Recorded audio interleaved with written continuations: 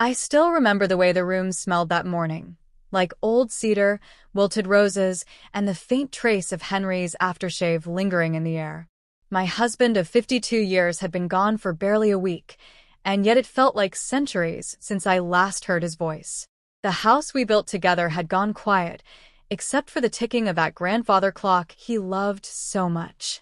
Tick, tock. Like time reminding me I was still here, and he wasn't. When people talk about grief, they make it sound poetic, like it's a gentle ache you learn to live with. But grief isn't gentle. It's raw, uninvited, and cruel. It doesn't knock before it enters. It just walks in, sits on your chest, and refuses to leave. That's how it felt the morning I found the box. It was Clara Bennett, our neighbor and my closest friend, who first noticed it. She'd come over with a casserole, insisting that I needed to eat something, for heaven's sake.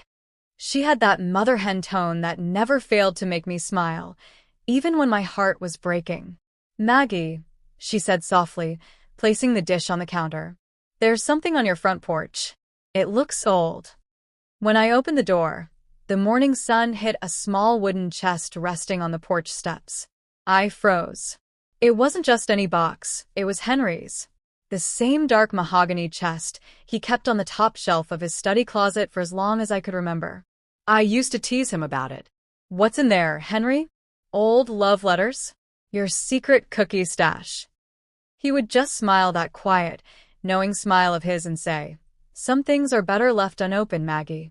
And now, there it was, placed neatly on the porch, with a small note taped to the top. His handwriting. My hands trembled as I peeled the paper off. "For my Margaret. When the time feels right, open it. You'll understand everything then." Ash. For a moment, I just stood there, staring at the words. My throat went dry, and my heart began to pound so loudly I could hear it echoing in my ears. Understand what? Henry had never been a secretive man. He was steady, dependable, the kind of man who fixed leaky faucets before they dripped twice. So, what could possibly be in that box that I wasn't supposed to know until after he was gone? Clara placed a hand on my shoulder. "Do you want me to stay while you open it?" I shook my head. No. "I think this is something I need to do alone." After she left, I carried the box to the living room and placed it on the table. The wood was smooth but scratched, as if it had traveled many miles. The brass lock was still intact, but there was no key. I searched the study, the drawers, even behind Henry's old books, but the key was nowhere to be found. It felt like he'd left me one final puzzle to solve. By afternoon, my son Samuel arrived from out of town. He was always practical to a fault, his voice calm even when mine wavered. "Mom," he sighed, noticing the box immediately. "You really shouldn't be digging through Dad's stuff right now. You need rest." "I'm not digging," I said, trying to keep my voice steady. "He left it for me." Sam frowned, reading the note. "This looks like Dad's handwriting, but maybe it's just sentimental things. Don't work yourself up." He didn't understand. There was something different about the way Henry wrote that message, almost urgent. That night, when the house was silent and the moonlight crept through the curtains, I sat beside the box again. My fingers traced the lock. I whispered, "Henry, what did you want me to see?" And then something odd happened. I heard a faint metallic clink beneath the box. When I lifted it, a small key rolled out from under the rug, as if it had been hidden there all along. My heart skipped a beat. The key fit perfectly. I turned it, and the lock gave a soft click. The lid creaked open slowly, the scent of aged paper and cedar filling the air. Inside were stacks of envelopes tied with a faded blue ribbon, a small black notebook, and an old photograph of Henry, standing beside a woman I didn't recognize. My breath caught in my throat. The woman was young, smiling, holding a newborn baby. On the back of the photo, in Henry's familiar handwriting, were 4 words. "For when she knows." I stared at it for what felt like forever. My mind raced. Who was she? And why did Henry keep this hidden for so long? The next morning, I showed the photo to Sam. He looked at it confused. "That's not you, Mom. Are you sure this came from Dad's things?" I nodded, my voice trembling. He left it for me. Sam rubbed his temples. Then maybe it's from before he met you. You know Dad had a life before we came along. But something deep inside me said no. This wasn't just some old memory. The way Henry had labeled that photo, the tenderness in those words, it meant something. Later that week, Clara came over again, bringing me tea and that same worried look she'd worn since the funeral. I showed her the box. She flipped through the envelopes, carefully reading the first one aloud. To my son, Lucas Hartman. I hope one day you can forgive me. The room went cold. So, Clara whispered, eyes wide. Maggie. Henry had another child. I couldn't speak. My throat tightened as the words sank in. Henry, a man who spent 50 years holding my hand through every joy and sorrow, had kept an entire son a secret? I sat down hard on the couch, the letter trembling in my hand. My heart pounded as tears filled my eyes. The truth was starting to unfold, and it terrified me. But even through the shock, a strange part of me refused to believe he'd betrayed me. Henry had always been kind, selfless. There had to be an explanation, something more than what I was seeing. That night, I opened another letter. To my dearest Maggie, if you're reading this, it means I never found the courage to tell you the truth. But please, know that I loved you with everything I had. The past I buried wasn't out of shame. It was to protect you. I pressed the paper to my chest and sobbed until dawn. Protect me from what? The next day, I went to visit Dr. Evelyn Monroe, Henry's longtime physician and friend. She looked pale when I mentioned the name Lucas Hartman. Maggie, she said quietly, you should be careful where you dig. There are things about Henry's early years that he never wanted resurfaced. Her tone made my stomach twist. You knew something. Evelyn avoided my gaze. It wasn't my place to say. That evening, when I returned home, another letter had fallen from the bottom of the box, one I hadn't seen before. It was sealed differently, marked with the initials LH. I tore it open. Mrs. Ellsworth. If you're reading this, then Henry kept his promise. I think it's time you and I finally meet. I've waited 40 years for the truth to come out. Lucas Hartman. The handwriting was rough, unfamiliar, but it sent chills down my spine. I looked at the address scribbled at the bottom. It wasn't far, just across town. I sat there in silence, staring at the paper, my hands trembling. Henry's secret son was alive, and he wanted to meet me. My world, already shaken by grief, now teetered on the edge of something far darker, something Henry had tried to keep hidden all these years. I closed the box, whispering, Henry, what did you do? And somewhere deep in my heart, I felt the faintest whisper of his voice, carried on memory and regret. I did it for love, Maggie. But love for who?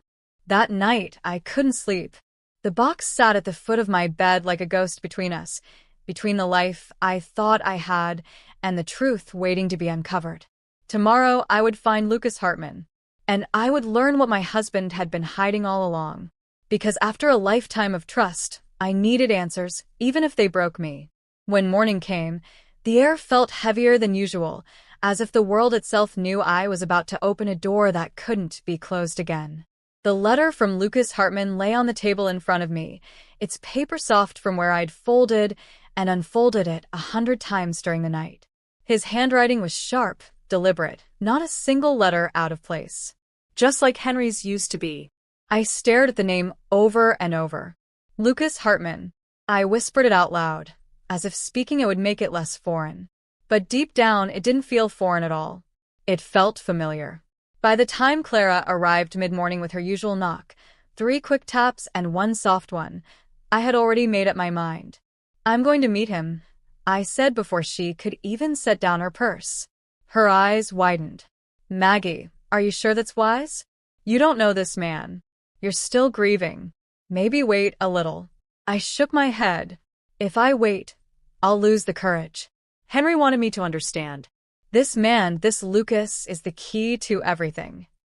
Clara exhaled, knowing I wouldn't be swayed. Then I'm coming with you. I won't have you walking into some stranger's home alone. I smiled faintly.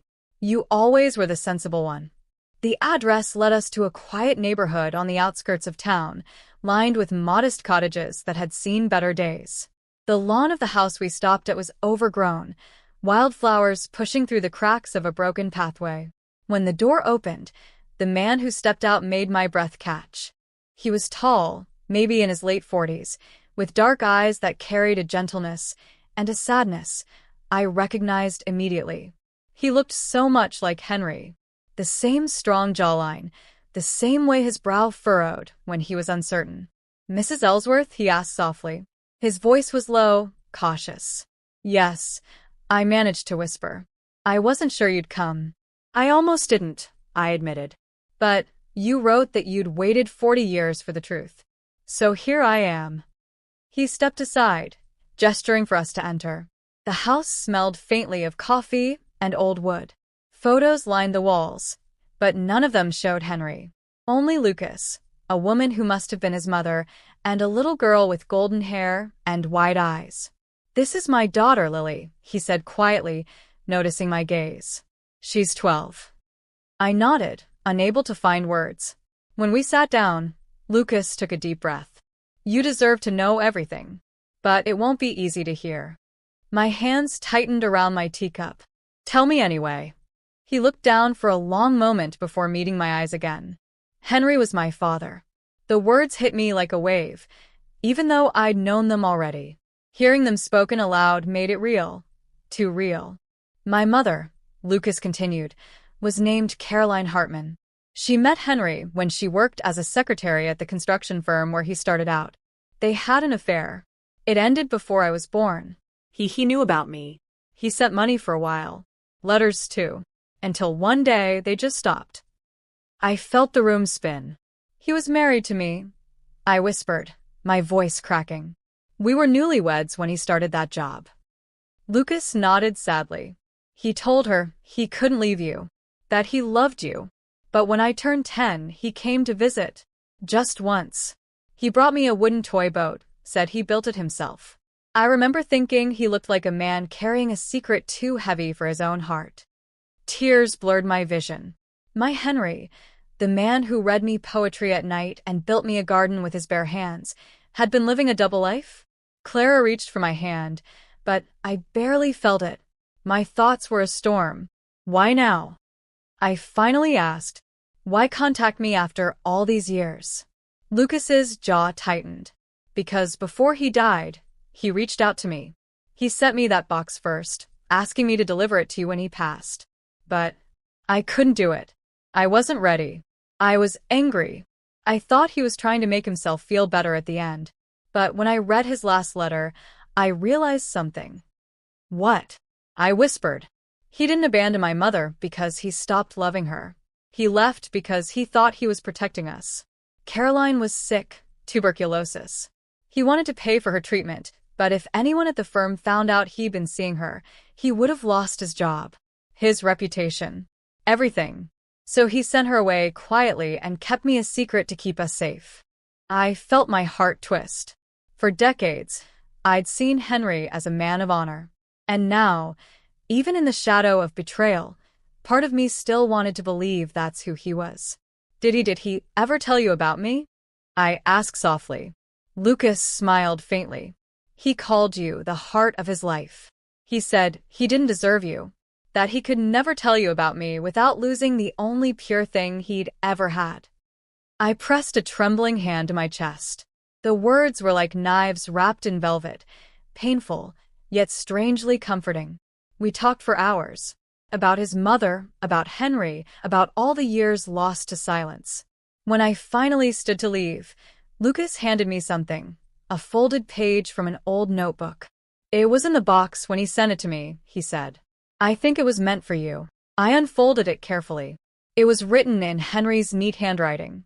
"Maggie, if you ever meet Lucas, tell him I never stopped looking for him.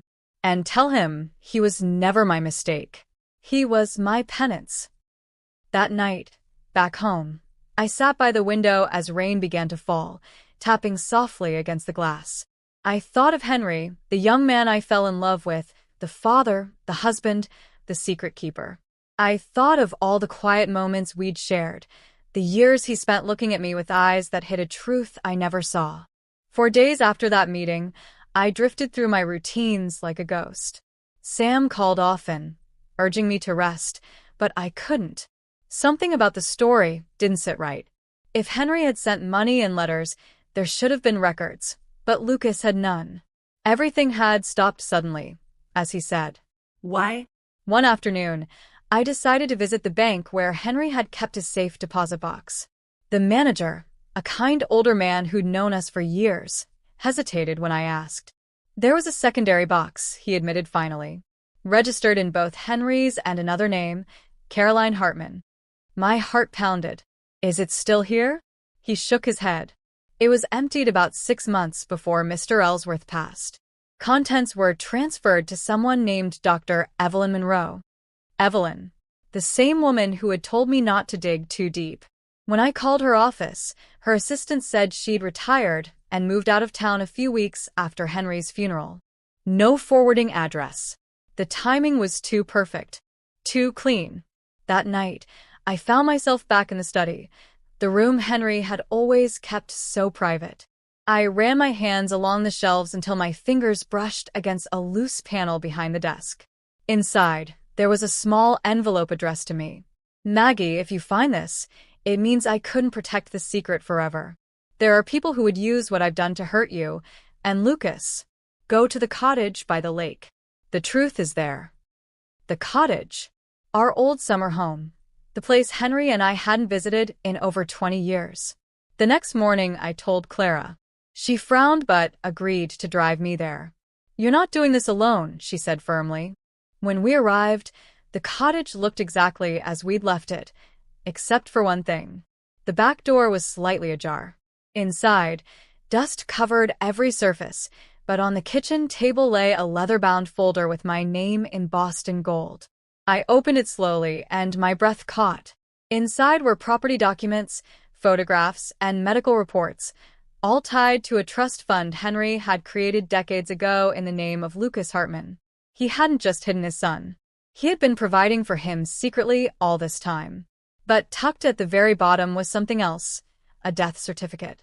My fingers went numb when I read the name. Caroline Hartman. Date of death, March 3rd, 1983. Cause: heart failure following surgical complications. That was the same year Henry had told me he went on a construction project out of state. For months, he hadn't gone to build homes. He'd gone to bury his past. Clara touched my arm gently. Maggie, maybe we should stop. This is too much. But I couldn't stop now. I flipped through the folder until a final envelope slipped out, sealed with the initials EM, Evelyn Monroe. I tore it open. Margaret, if you're reading this, I've done what Henry asked of me. But you deserve the truth.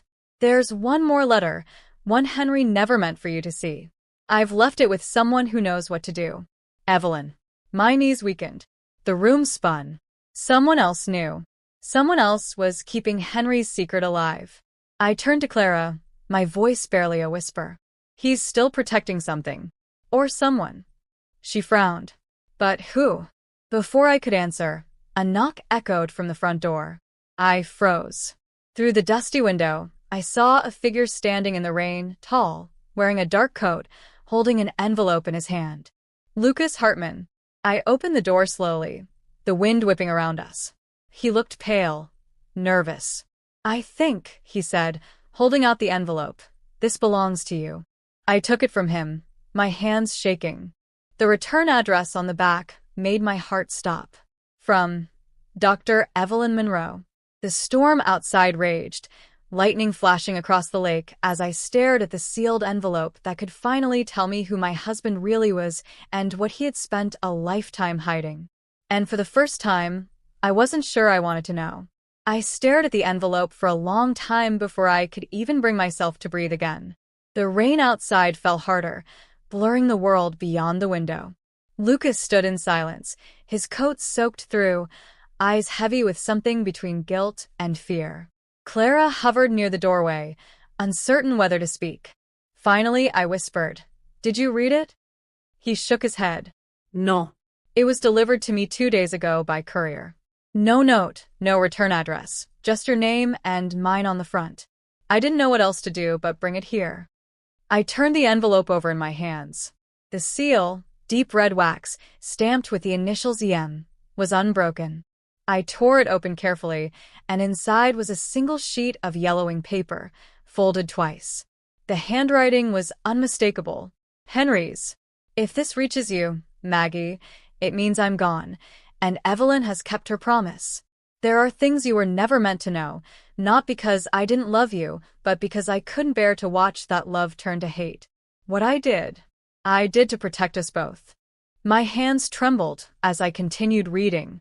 When Caroline died, I thought the past had finally ended. But I was wrong. She didn't die alone. She left behind a child, not Lucas. A daughter. I never told anyone about her. Not Evelyn. Not even Lucas. Because she isn't Caroline's child. She's yours. The paper slipped from my fingers. Clara gasped. Maggie. But my mind had gone blank. My pulse pounded in my ears, drowning everything out.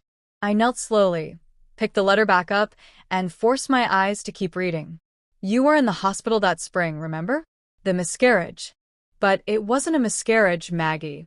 Evelyn told you what she had to. Our baby survived, but barely. Caroline was the only one who could carry her while you healed. She offered. I was desperate. You'd lost so much blood. The doctors said another pregnancy would kill you. I didn't know what else to do. I read those words over and over until they stopped making sense. My body felt cold, my breath shallow. My baby? Alive? Raised by her? When Caroline died, I brought the baby home, secretly. I couldn't risk anyone finding out. I asked Evelyn to place her for adoption under a different name. She agreed. You were recovering, fragile, and I couldn't break your heart again. I thought I'd protect you from the shame, from the whispers. But in doing so, I became the very thing I swore I'd never be, a liar. Tears blurred my vision. You've met her, Maggie. You've met her many times and never knew. The letter ended there, unfinished, abrupt, as though he'd been interrupted. I could barely speak. Met her? Who could he mean? Clara placed a trembling hand on my shoulder. Maggie, what if he meant someone close to you? Someone who's been in your life all along. Lucas looked confused, his brow furrowed. That can't be right. If she was placed for adoption, she could be anywhere. Unless, he stopped suddenly. Unless what? I demanded. He swallowed hard. Unless she was here. In town. Something about his tone made my skin crawl. Lucas, what are you not telling me? He hesitated. There's someone I should have told you about sooner. My mother. Caroline, she didn't raise me alone the whole time. There was a woman who helped her after she got sick. A nurse. Evelyn Monroe. My stomach dropped. He nodded slowly. She was there when I was a child. I remember her visiting our house often, always whispering to my mother. When she died, Evelyn disappeared for years, until my father's funeral. Clara and I exchanged a look. I whispered, so Evelyn wasn't just Henry's friend. She was part of all of it. Lucas nodded grimly. It seems she's been guarding this secret longer than either of us knew. The rest of that evening passed in a blur. After Lucas left, I sat by the fire with the letter clutched in my hands, reading it again and again, trying to find meaning in the chaos. A daughter. My daughter. Alive, grown, and somewhere out there. Maybe even close. By morning, exhaustion gave way to something else. Determination. I called Dr. Evelyn Monroe's old office again. No one answered, but I left a message anyway. Evelyn, it's Maggie Ellsworth. I know about the baby. I need the truth. Please. Then I waited. Days passed. Nothing. Until one evening, the phone finally rang. Maggie. Came the voice, calm, aged, unmistakable. It's time we spoke. Meet me at the old garden behind St. Mary's Church. Tomorrow at noon. The line went dead. Clara insisted on coming, but I told her I needed to do this alone. If she sees anyone else, she'll shut down, I said. When I arrived the next day, Evelyn was already there, sitting on a weathered bench, her once silver hair now pure white. She looked frilier, smaller, but her eyes were still sharp as glass. I was wondering when you'd find that letter, she said softly. You lied to me, I said, voice shaking. You told me I lost that baby. I did what Henry asked, she said simply. He believed he was saving your life, and maybe he was. But that decision haunted him every day afterward.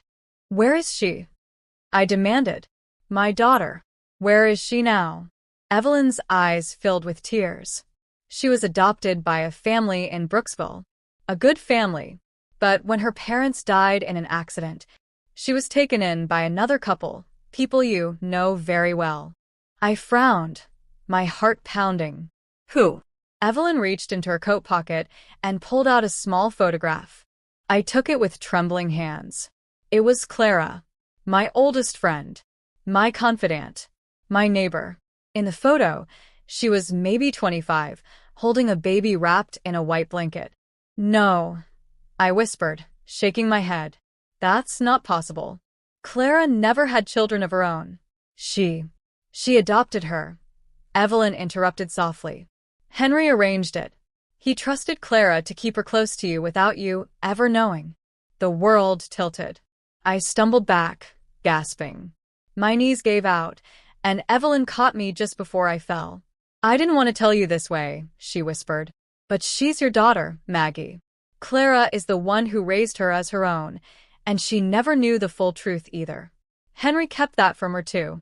He told her the baby was an orphan, abandoned at birth. I sat there in stunned silence, the sound of wind rustling through the trees. When I finally spoke, my voice came out barely audible. So, all these years, the woman I called my best friend was raising my child. Evelyn nodded. She never meant to deceive you. None of you did. But secrets have a way of growing until they swallow everything. I felt hollow inside. After Evelyn left, I sat alone in the garden until dusk. My thoughts spiraled, flashes of Clara through the years. Her gentleness, her protectiveness, the way she always seemed to know when I needed comfort. The way she looked at me after Lucas's letter arrived, not shocked, but worried. Did she know? Or was she another victim of Henry's web of lies? When I got home, the lights in Clara's house were still on. I crossed the street without thinking. She opened the door almost immediately, her face pale. Maggie, what's wrong? Tell me the truth, I said, my voice trembling. Where did you get her? Her lips parted, confusion flickering across her face. What are you talking about? The baby. The one you adopted 40 years ago. She froze, color draining from her cheeks. How do you know about that? Evelyn told me everything. Tears filled her eyes. Maggie, please. Was it Henry? I demanded. Did he give her to you? She nodded slowly, crying now. He came to me one night, desperate, broken. Said the mother had died, and the child needed someone safe. He made me swear never to ask questions, never to tell you. He said he was protecting you from something terrible. I thought I was doing the right thing. I felt the air leave my lungs. All this time, I whispered. You held her. You raised her. And you never told me. Maggie, I didn't know she was yours. I swear I didn't. My voice cracked. Then where is she now, Clara? Her eyes met mine. She left years ago. She lives in Chicago. Her name's Emily now. Emily. The name hit me like lightning. I'd heard it before. The woman who'd sent flowers when Henry passed. The same Emily who'd written, "Your husband changed my life, Mrs. Ellsworth." I thought she was just one of his old students. I stumbled back, my heart shattering into pieces too small to hold. He knew she'd find me, I whispered. He wanted her to. Clara reached for me, sobbing. Maggie, please. But I couldn't stay. I ran out into the rain, the same way I had the night Henry died, lost, breathless, and full of questions that had no right answers. That night, I couldn't sleep. Every memory of my marriage, my friendship, my motherhood, all of it twisted together into something I couldn't untangle. Henry's love had saved me once, but his secrets had destroyed everything else. Near dawn, I stood by the window, clutching the letter again. My reflection stared back, older, tired, but fiercer than before. If Emily was truly my daughter, I needed to see her, to hear the truth from her own lips. I called the number Clara gave me. It rang twice before a voice answered. Hello. It was gentle, Warm. familiar in a way that made my heart ache. Emily, I whispered. This is Margaret Ellsworth, your father's widow. A pause. Then, softly, I was wondering when you'd call. My breath caught. You know? Yes, she said. He told me before he died. But he made me promise not to reach out to you. Said you'd hate him and me if you ever found out. Tears welled in my eyes. Why didn't you? Because he was right, she whispered. You deserve peace. I didn't want to take that from you. Peace. I said bitterly. There's no peace in lies, Emily. Only ghosts. She was silent for a long time before she said, Then maybe it's time you see everything. Come to Chicago. There's something you need to have. Something he left for you, and only you. The line went dead before I could respond. I stood there in the half-light of morning, the phone still pressed to my ear, my heart pounding in my chest. Henry's final secret was waiting for me in Chicago. But what if the truth was something even I couldn't forgive? He built walls to protect me, but all they did was keep the pain locked inside. Now, I'm going to break every one of them, even if it destroys what's left of my heart. The train to Chicago cut through miles of silver fog and memory. I sat by the window, my hands trembling against my lap, Henry's letter folded neatly in my purse like a wound I couldn't stop reopening. Every clatter of the wheels against the tracks echoed his voice, calm, persuasive, full of the kind of love that blinded me for 40 years. When I arrived at Union Station, the air was cold and sharp. Chicago always had that sound of life happening too quickly, of people running toward things I'd spent a lifetime running from. I followed Emily's directions to a quiet neighborhood on the north side, where brick townhouses stood in neat, timeless rows. Her house was modest but beautiful. White shutters, ivy curling around the porch, a brass knocker shaped like a rose. When she opened the door, I froze. She had Henry's eyes, blue-gray, full of depth and distance. Her hair, chestnut like mine had once been. She looked to be in her early 40s, graceful, calm. But when she saw me, her composure broke for just a moment. Mrs. Ellsworth, she said softly. You came. I had to, I whispered. She stepped aside. Please call me Emily. The house smelled faintly of lavender and old paper. Books lined every wall.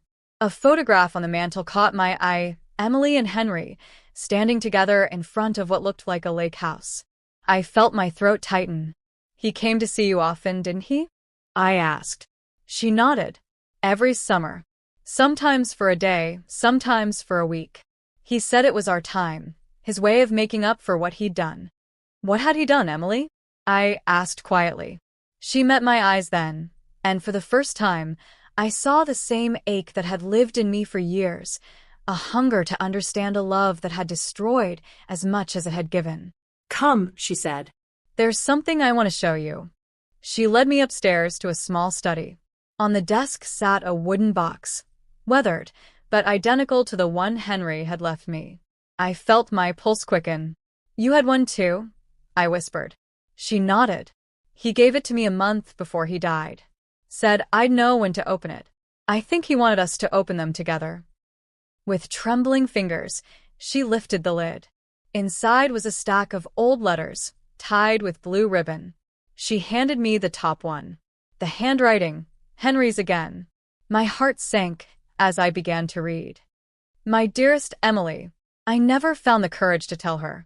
Maggie was my world, but you were my truth. I wish love were simple. I wish it didn't come with the weight of guilt and history. You are my second chance at forgiveness, though I've never truly earned it. I dropped the letter. Emily's eyes filled with tears. I didn't want to believe it either. But it's all here. He loved you, yes, but he loved me too. Not like a husband loves a wife. Like a father, and like something more complicated than that. Maybe love was his way of trying to heal what he broke. I couldn't breathe. Do you understand what this means? I said. He built his life on lies, to both of us. Emily looked away. I know. For a long moment, neither of us spoke. The clock ticked softly, measuring out all the seconds he'd stolen from both of us. Finally, I whispered, "There's another box. He left it at home. The one marked for my Maggie."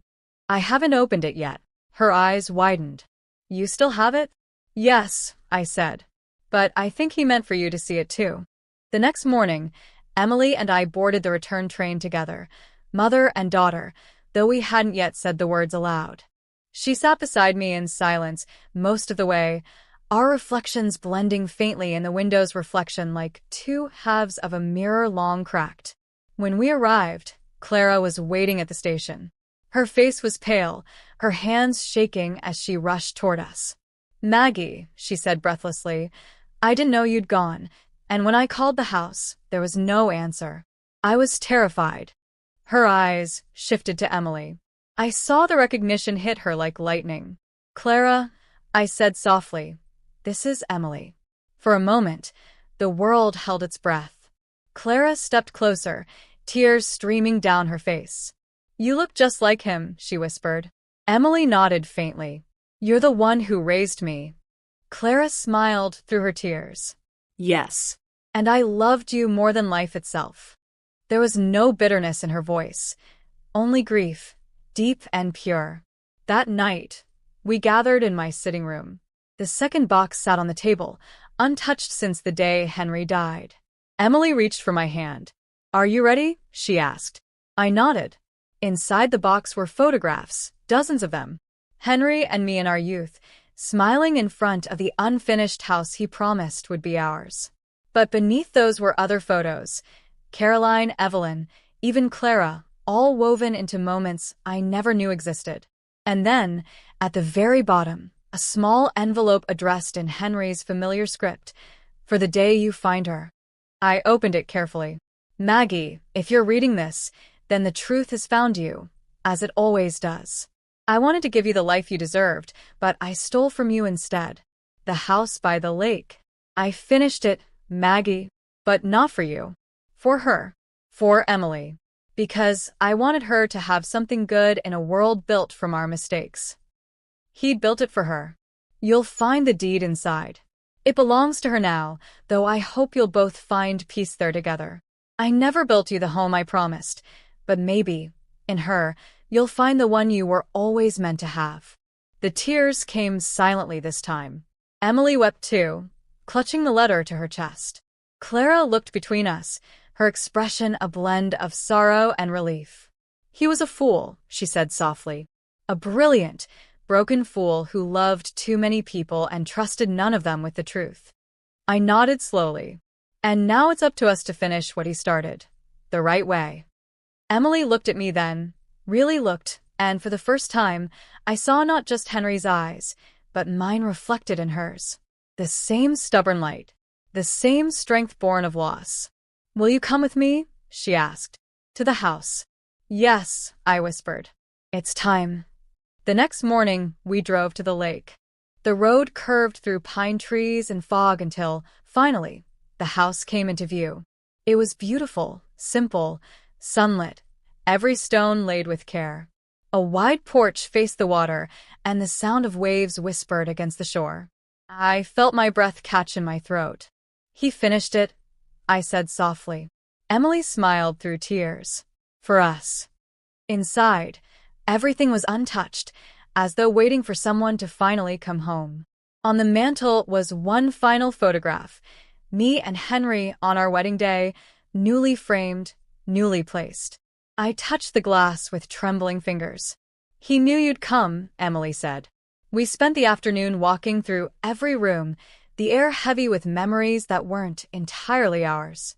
There were toys in a box labeled Emily's Things, a painting of a woman with my eyes, a music box that played our wedding song. He hadn't built a home for his betrayal. He'd built a shrine to his guilt. As the sun began to set, I stood on the porch overlooking the lake. Emily joined me, her hand brushing against mine. "I used to come here as a little girl," she said softly. "He'd tell me stories about a woman he loved who painted the sky with her laughter. I didn't know he meant you." A tear slipped down my cheek. And I used to dream of the house he'd build for us. I thought it would be made of promises. Turns out, it was made of regrets. We stood there in silence until the first stars began to appear. Then Emily said, "I don't hate him, you know. He hurt us both, but I think he was just afraid of losing what little good he'd done." I nodded. Fear makes cowards of the best men. But love, real love, doesn't hide in boxes. She looked at me then, her eyes glistening. "I want to know you, not as his widow, as my mother." The word hit me like a blessing and a wound all at once. I reached out, cupping her face. "And I want to know you, Emily, as my daughter, the one he couldn't steal from me forever." We held each other there, the wind carrying away everything unspoken. Later that night, when she'd gone to rest, I sat by the fire and opened Henry's final letter once more. "If love is a house, Maggie, then I built ours with too many locked doors. You'll find the key where the light meets the lake. Use it, and maybe you'll finally forgive me." The next morning, I searched the shoreline.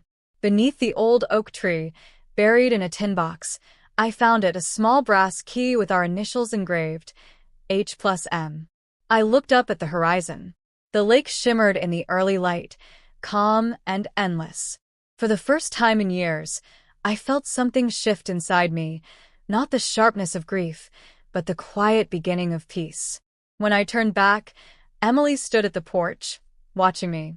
"What did you find?" she called. I held up the key and smiled faintly. "A way home." The wind stirred the water, and for a moment, I could almost hear Henry's voice carried across the waves. Not an apology, not even a plea, but a whisper of the man I once loved. And in that moment, I realized forgiveness doesn't erase pain.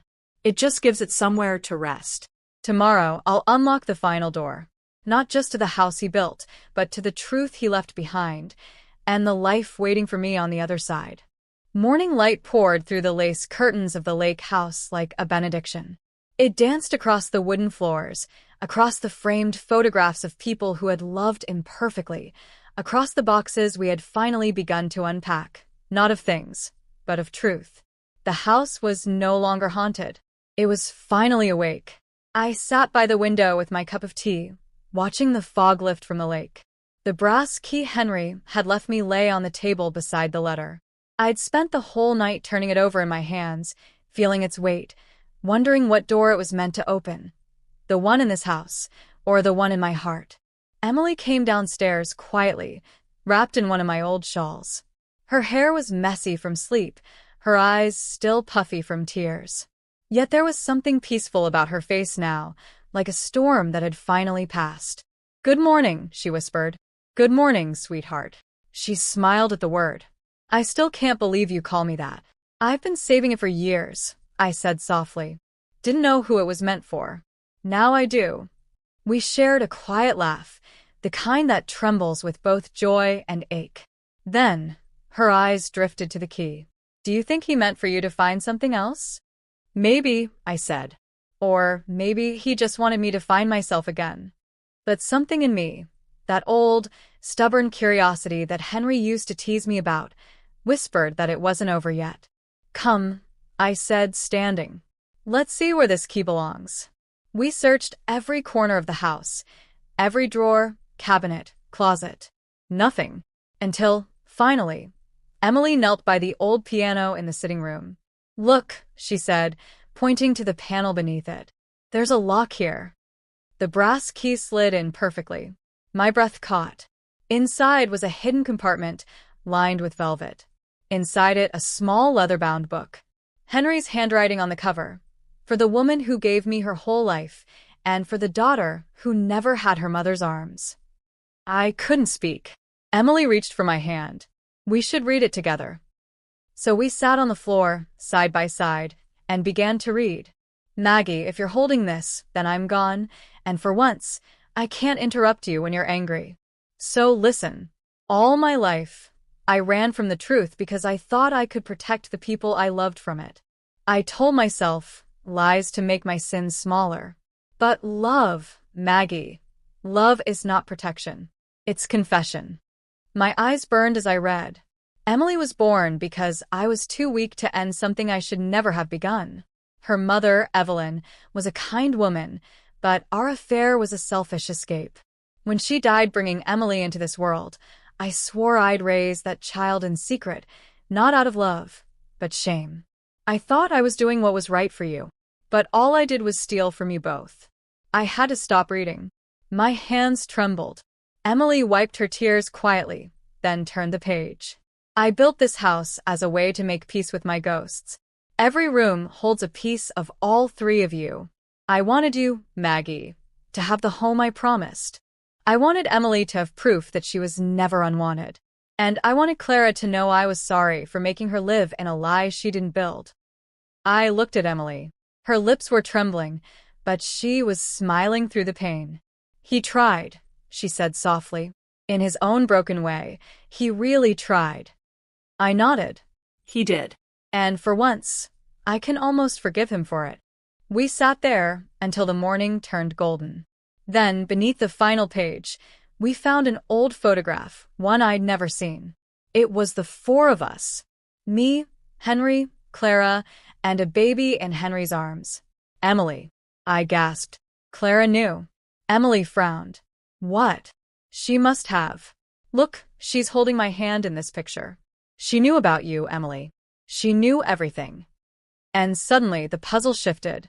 All those years Clara stayed by my side, through Henry's disappearances, through his mood swings, through my loneliness. It wasn't just loyalty.